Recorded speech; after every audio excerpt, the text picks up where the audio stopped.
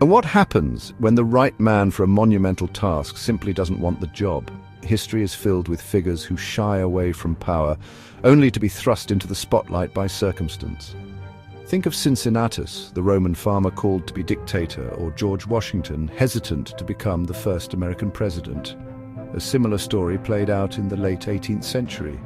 His name was Lord Cornwallis. In 1781, he had been the commander of the British forces at Yorktown. His surrender there to a combined force of American troops and French troops was a moment of profound national humiliation for Great Britain. Cornwallis felt the sting of this defeat personally and deeply. The last thing he wanted was another impossible mission.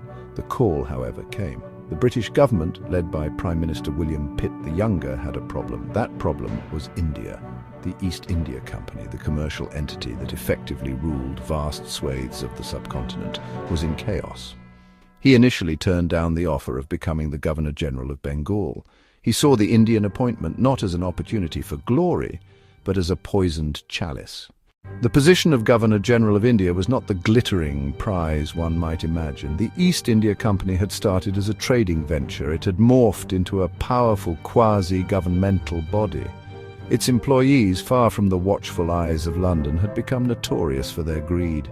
Figures like Robert Clive had returned to Britain as nabobs, fabulously wealthy but socially scorned. They were criticized for avarice and for brutality that had earned them their fortunes. This widespread corruption was more than just a moral stain. It was a severe political and financial liability. The company was teetering on the brink of bankruptcy, even as its officials lined their own pockets. This instability threatened Britain's entire foothold in Asia. The British Parliament had tried to intervene with regulating acts, but the problems persisted. The job of Governor-General was seen as a desperate attempt to manage this chaos. He was a member of the established aristocracy, a man whose wealth and status were inherited, not clawed from a colonial venture. He looked down on the company's new money men and their corrupt practices. To take the job would be to associate himself with that sordid world. So when the offer came again a few years later, Cornwallis decided to play hardball.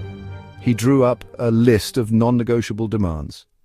Cornwallis's demands were radical. He insisted that he be made both the Governor-General, the head of the civil administration, and the Commander-in-Chief of the British forces in India. This would unify military and political power in his hands, allowing him to enforce his decisions without question.